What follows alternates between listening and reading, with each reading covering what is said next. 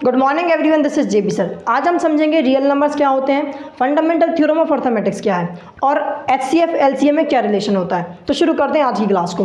देखो, real number class 10th के chapter first का नाम रियल नंबर है, वही हम समझते हैं। तो रियल नंबर सारे के सारे रैशनल और सारे के सारे इर्रेशनल नंबर का कॉम्बिनेशन है। सबको अगर मिक्स कर दूँ तो मुझे भी रियल नंबर मिलते हैं। क्या चीज़? Real number.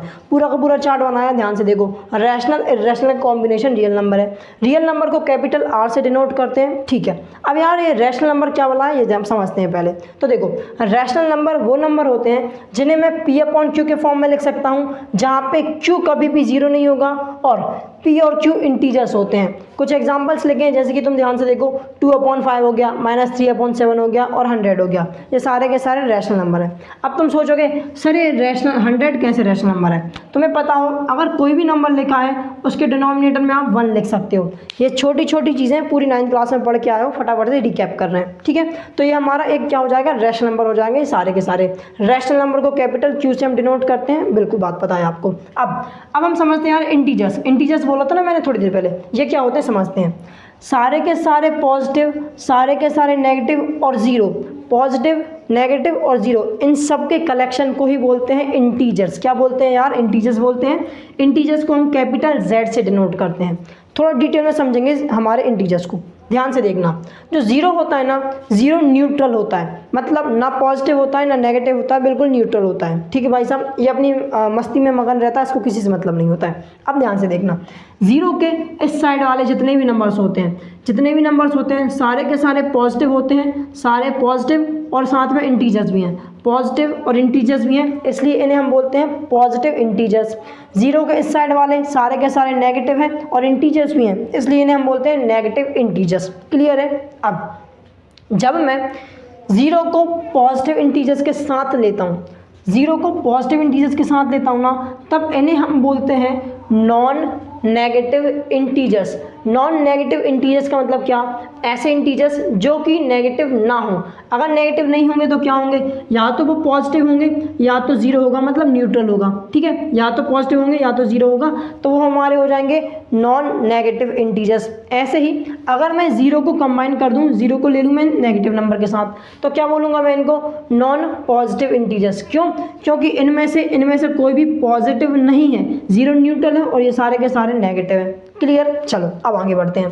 अगर मैं ज़ीरो और पॉजिटिव नंबर को लेता हूँ तो ना, इनको एक और नाम बोला जाता है, बचपन से पढ़ते आ रहे हो, इन सबको हम होल नंबर भी तो बोलते हैं। ज़ीरो और सारे के सारे पॉजिटिव नंबर के कलेक्शन को हम होल नंबर भी बोलते हैं। होल नंबर को हम डिनोट करते हैं कैपिटल डब्ल्यू से। क्लियर? अच्छा, अब होल नंबर में से अगर मैं सिर्फ ये पॉजिटिव नंबर उठा लूँ, ज़ीरो को भगा दूँ यहाँ से, चल भाग यहाँ से भगा दिया, और हमारे जितने भी पॉजिटिव नंबर हैं उन सबको अगर मैं ले लूँ तो उन सब के कलेक्शन को हम बोलते हैं नेचुरल नंबर।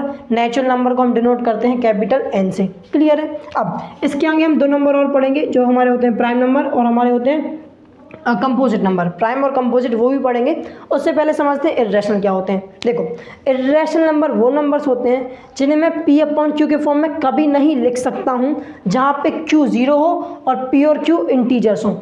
इन्हें मैं कभी भी पी अपॉन क्यू के फॉर्म में ना लिख सकूं, सिंपल से समझो, आगे और बढ़ेंगे। पी अपॉन क्यू के फॉर्म में ना लिख सकूं, उन्हें हम बोलते हैं इर्रेशनल नंबर। कुछ एग्जांपल दिए, जैसे कि √2 हो गया, √3, √7, √11। ये क्या है? सारे के सारे ऐसे नंबर हैं जो रूट के बाहर नहीं आ पाएंगे और कभी भी पी अपॉन क्यू के फॉर्म में नहीं लिखा पाएंगे, ठीक है। अब देखो, अब हम समझेंगे प्राइम और कंपोजिट क्या होते हैं। उससे पहले एक छोटी सी चीज़ आपको जानना जरूरी है। फैक्टर क्या होता है वो समझते हैं, ध्यान से देखना। क्या समझ रहे हैं हम लोग? फैक्टर क्या होता है, ध्यान से देखो। एक ऐसा नंबर जो किसी दूसरे नंबर को पूरा डिवाइड कर दे। फिर से सुनो, एक ऐसा नंबर जो किसी दूसरे नंबर को इस तरीके से डिवाइड करे कि रिमाइंडर ज़ीरो हो जाए, उसे हम बोलते हैं फैक्टर, ठीक है। एग्जाम्पल के साथ समझाता हूँ, अच्छे समझ आएगा। मान लो आपके पास 12 लिखा है, अगर मैं 12 को डिवाइड करता हूँ 3 से, तो रिमाइंडर क्या आएगा? रिमाइंडर ऑब्वियस सी बात है 0 हो जाएगा, बिल्कुल सही बात है। 3 4 12 होता है, इसलिए रिमाइंडर 0 हो जाएगा। रिमाइंडर अगर 0 आ गया तो मैं ये भी तो बोल सकता हूँ कि 3 ने 12 को पूरा डिवाइड कर दिया। इस पूरे डिवाइड करने वाले नंबर को इसको ही हम बोलते हैं फैक्टर। क्या बोलते हैं यार? फैक्टर। तो मतलब 12 का एक फैक्टर है। बात समझ आई? क्लियर। एक आधी एग्जांपल और ले लेते हैं। जैसे आपको लिखा है 25 को अगर मैं 5 से डिवाइड करूं तो रिमाइंडर सीधी सी बात है 0 आने वाला है। हाँ बिल्कुल आने वाला है। तो मैं ये बोलूँगा कि भाई साहब जो 5 है उसने 25 को कम्प्लीटली डिवाइड कर दिया, तो मैं बोल सकता हूँ कि 5 25 का एक फैक्टर होगा। क्लियर। चलो अब समझते हैं यार, इसमें एक फैक्टर लिखा है, क्या किसी भी नंबर का सिर्फ एक फैक्टर होता है? नहीं, कितने भी हो सकते हैं। एग्जांपल के साथ समझाता हूँ। मान लो 16 लिखा है। अब 16 को अगर मैं 1 से डिवाइड करता हूँ तो रिमाइंडर 0 आ जाएगा, तो 1 भी 16 का एक फैक्टर है। बिल्कुल सही बात है। अगर 16 को 2 से डिवाइड करूँ तो रिमाइंडर 0 आएगा, मतलब 2 भी 16 का फैक्टर है। 16 का एक फैक्टर 4 भी है, 16 का एक फैक्टर 8 भी है, 16 का एक फैक्टर खुद 16 भी है। अगर मैं खुद को खुद से डिवाइड करूँ, 16 को 16 से डिवाइड करूँ, तब भी रिमाइंडर 0 आ जाएगा। बिल्कुल सही बात है। तो 16 भी एक उसका फैक्टर है। तो ज़रा ध्यान से देखो, 1 2 3 4 5, इसके तो 5 फैक्टर आ गए। ऐसे ही आप 25 के और फैक्टर निकाल सकते हो, 12 के भी फैक्टर निकाल सकते हो। अगर ध्यान से देखें, अच्छा 25 के अगर मैं फैक्टर देखूंगा तो क्या हो जाएगा, एक 1 हो जाएगा, एक हो गया हमारा 5 और एक हो जाएगा हमारा खुद 25। ऐसे ही 12 को भी निकालूंगा तो कुछ निकलेंगे, कुछ मिलेंगे। अगर तुम इन दोनों में ऑब्जर्व करोगे, तो जो 1 रहेगा ना, किसी भी नंबर का, हर एक नंबर का फैक्टर 1 तो होता ही होता है। ये बात याद रख लेना। कोई भी नंबर हो, दुनिया जहाँ का कोई भी नंबर हो, हर एक नंबर का फैक्टर 1 होता है। क्लियर। अच्छा अब समझते हैं यार प्राइम और को प्राइम क्या होते हैं। ठीक, ध्यान से देखना, छोटा सा कॉन्सेप्ट है। को प्राइम नहीं, प्राइम और कंपोजिट। को प्राइम बाद में समझेंगे, उसको वहाँ देखेंगे। तो यार प्राइम नंबर्स क्या होते हैं? प्राइम नंबर्स बहुत प्रीमियम होते हैं, इसलिए प्राइम बोलते हैं। देखो, ऐसे नंबर्स जिनके सिर्फ 2 फैक्टर्स हों, ऐसे नंबर जिनके सिर्फ फिक्स एग्जैक्ट 2 फैक्टर्स हों, उसे हम बोलते हैं प्राइम नंबर। कुछ एग्जांपल दे दूं, जैसे कि 2 हो गया, 3 हो गया, 7 हो गया, 11 हो गया। ये सारे के सारे नंबर्स क्या है? प्राइम नंबर्स हैं, बचपन से पढ़ते आ रहे हैं। ये प्राइम नंबर क्यों है? क्योंकि इनके सिर्फ 2 फैक्टर हैं। अगर तुम 2 को सोचोगे, 2 को कौन कौन डिवाइड कर सकता है? 2 को 1 डिवाइड कर सकता है और 2 को सिर्फ 2 डिवाइड कर सकता है। इनके अलावा कोई और डिवाइड नहीं कर सकता। अगर मैं 3 की बात करूं, 3 का एक फैक्टर 1 होगा और 3 का एक फैक्टर 3 होगा। बिल्कुल सही बात है। 7 की बात करें, 7 का 1 और खुद 7, 11 का 1 और खुद 11। अगर तुम ध्यान से देखोगे तुम एक पैटर्न ऑब्जर्व करोगे। जो ये प्राइम नंबर्स है ना, उनके फैक्टर्स कौन कौन है? एक तो 1 है, सब में एक तो 1 है और एक 1 और एक खुद। प्राइम नंबर की यही खास बात होती है। वो क्या होते हैं? वो किन किन से डिविजल होते हैं? या तो 1 से होंगे या वो अपने आप से होंगे। क्लियर प्राइम नंबर का कॉन्सेप्ट? Very good. अब समझते हैं कंपोजिट नंबर क्या होते हैं। कंपोजिट नंबर्स क्या होते हैं? अच्छा, ऐसे नंबर जिनके 2 से ज़्यादा फैक्टर हों, 2 भी नहीं, 2 से ज़्यादा फैक्टर हों, उन्हें हम बोलते हैं कंपोजिट नंबर। कुछ एग्जांपल देता हूँ। जैसे कि मैंने अभी एग्जांपल लिया था ना, 16 के कितने फैक्टर निकल रहे थे? 16 के 1 2 3 4 5 फैक्टर निकल रहे थे, मतलब 2 से तो ज़्यादा ही है। हाँ, तो 16 एक कंपोजिट नंबर होगा। अगर मैं बात करूं 4 की, 4 के फैक्टर करके देख लो। यहाँ पे 4 के फैक्टर कितना है? एक तो 1 है, एक कितना हो जाएगा? 2 हो जाएगा और एक कितना हो जाएगा? खुद 4 हो जाएगा।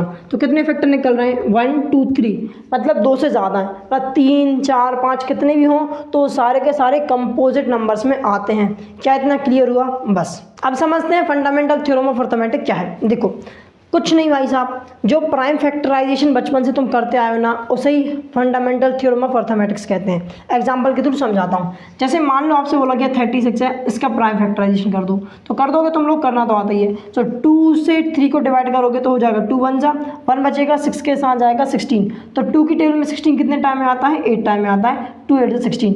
अब 2 से करोगे 9 टाइम में, 3 से करोगे 3 टाइम में, 3 से करोगे 1 टाइम में। अब देखो 36 को मैं क्या लिख सकता हूँ? मैं लिख सकता हूँ 2 × 2 × 3 × 3। बिल्कुल सही बात है। तो ज़रा ध्यान से देखना, प्राइम फैक्टराइजेशन का मतलब क्या? किसी नंबर को प्राइम नंबर्स के मल्टीपल के फॉर्म में लिख देने को ही हम प्राइम फैक्टराइजेशन कहते हैं। किसी नंबर को प्राइम नंबर्स के मल्टीपल के फॉर्म में लिख देने को ही हम प्राइम फैक्टराइजेशन बोलते हैं। और यही फंडामेंटल थ्योरम ऑफ अर्थमेटिक्स है। कुछ नहीं है भाई साहब। क्या बोलती है कि फंडामेंटल थ्योरम ये बता दिए, किसी भी कंपोजिट नंबर को आप प्राइम नंबर के मल्टीपल के फॉर्म में लिख सकते हो। ठीक है। और ये जो प्राइम नंबर का मल्टीपल फॉर्म है, ये हर नंबर का यूनिक होगा। ये यूनिक होगा, सुनना ज़रा ध्यान से। यूनिक का मतलब क्या? अगर कहीं भी ऐसा लिखा है 2 × 2 × 3 × 3, तो जब इसको आप वापस से मल्टीप्लाई करोगे ना तो 36 ही आएगा। ये नहीं हो सकता कि इस बार आपने 36 का प्राइम फैक्टराइजेशन ये कर दिया, अगली बार आप ये कर दो, नहीं हो सकता। उसका यही होगा, क्या हो जाएगा 2 इंटू 2 इंटू 3 इंटू 3। इसको आप ऐसे भी लिख सकते हैं, कई बार ऐसे लिख देते हैं, इसको पावर्स में लिख देते हैं 2 की पावर 2 इंटू 3 की पावर 2 भी। देखो 2 2 हैं, 2 3 हैं, 2 की पावर 2, 2 की पावर 3, ऐसे भी लिख सकते हो। अब देखो फंडामेंटल थ्योरम से आप HCF और LCM निकालना सीखोगे।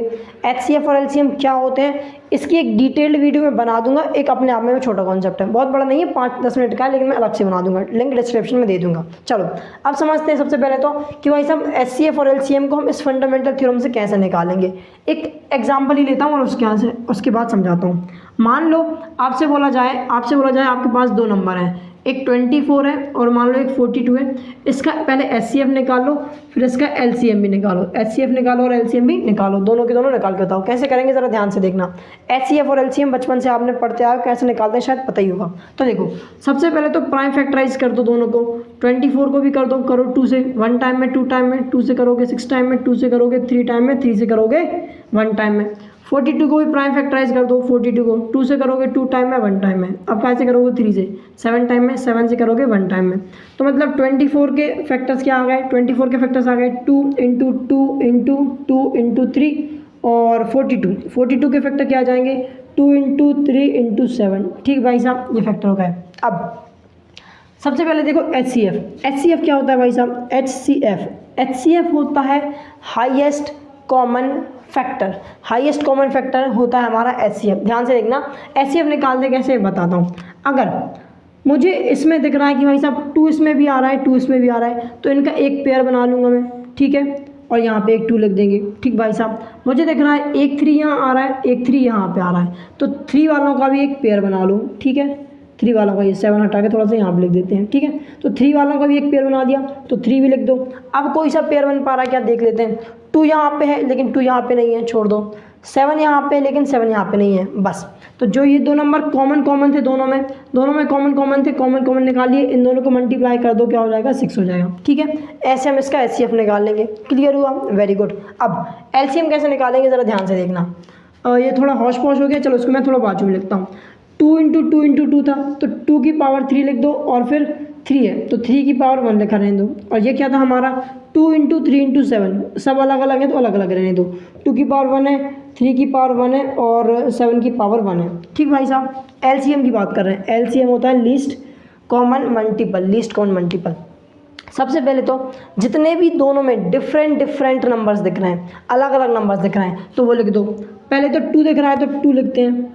हमें क्या दिख रहा है, एक नंबर 3 भी दिख रहा है तो 3 भी लिख दो। और क्या दिख रहा है, इसमें 2 है 3 है, यहाँ के नंबर खत्म हो गए, नीचे वाले को देखो 2 है तो 2 तो लिख दिया, 3 है 3 तो लिख दिया, 7 है 7 बचा है तो 7 और लिख दो। अब इनकी जो हाईएस्ट पावर है वो ले लो। 2 की हाईएस्ट पावर क्या है, इन दोनों में से एक 2 की पावर 1 है, एक 2 की पावर 3 है, तो 3 हाईएस्ट पावर है। ध्यान से देखना, 3 की पावर 1 3 की पावर 1, तो 3 की पावर 1 ही रहेगी, 7 की पावर 1 7 की पावर 1 ही रहेगी। LCM में और HCF में तुम कई बार कंफ्यूज हो गए। मैं बोल रहा हूँ सर ये हाईएस्ट कॉमन फैक्टर तो ये है, तो आप हाईएस्ट पावर यहाँ क्यों ले रहे हो, ऐसे ही होता है, ठीक है। ध्यान से देखना, HCF में हम जब बात करेंगे हम पेयर बना के निकालेंगे, पेयर्स बनाएंगे और फिर निकालेंगे, फिर मल्टीपल करेंगे। जब हम LCM की बात करेंगे, LCM में हम क्या करेंगे, सारे नंबर्स को एक एक बार लिख लेंगे और फिर हाईएस्ट पावर उठाएंगे, फिर उनको मल्टीप्लाई कर देंगे। अब देखो 2 की पावर 3 कितना हो जाएगा 8, 3 की पावर 3 हो जाएगा 3, 7 की पावर 7 की पावर 1 हो जाएगा, 3 की पावर 1 हो जाएगा 3, 7 की पावर 1 हो जाएगा 7। इसको जैसे ही सॉल्व करोगे तुम्हें क्या मिलेगा, 8 इंटू 3 होता है 24 इंटू 7, 24 5 ज़ा 120, 24 6 ज़ा 144, 24 7 ज़ा 168। तो कितना आंसर आया 168। मतलब जो LCM है, क्या चीज़ यार, LCM है वो कितना है 168 है, और जो हमारा HCF कितना है 6 है। ठीक भाई साहब, ऐसे ही हम इनको निकालेंगे प्राइम फैक्टराइजेशन की मेथड से। लास्ट टॉपिक समझते हैं, रिलेशन ऑफ LCM और HCF क्या होता है। ध्यान से देखो, HCF और LCM का रिलेशन क्या होगा। मान लो आपके पास दो नंबर है, एक A है और एक B है, ठीक है। दो नंबर से आपसे बोला गया पहले तो इनका LCM और HCF निकाल लो, ठीक है। हमने निकाल लिया इनका LCM और HCF of A and B कुछ आया होगा, और LCM भी आया होगा कुछ इसका A एंड B, ठीक है। अगर मैं HCF और LCM को क्या करूं, मल्टीप्लाई कर दूं, HCF ऑफ AB और LCM ऑफ AB को अगर मैं मल्टीप्लाई करूं तो मुझे रिजल्ट पता है क्या मिलेगा, मुझे वही रिजल्ट मिलेगा जो मैं इन दोनों नंबर को मल्टीप्लाई करने पे मिलेगा। जो रिजल्ट मुझे इन दोनों नंबर को मल्टीप्लाई करने पे मिलेगा वही रिजल्ट मुझे मिलेगा इन दोनों के HCF और LCM को मल्टीप्लाई करने पे। HCF LCM मल्टीप्लाई करो तो क्या मिलेगा, A मल्टीप्लाई बाय B, वही रिजल्ट मिलेगा। यही होता है हमारा रिलेशन HCF और LCM का रिलेशन। मेरे हिसाब से तो यार सब कुछ समझ आया होगा। अगर वीडियो पसंद आई तो वीडियो को लाइक करो, चैनल सब्सक्राइब करो। मिलते हैं नेक्स्ट वीडियो में, तब तक के लिए bye bye, have a good day.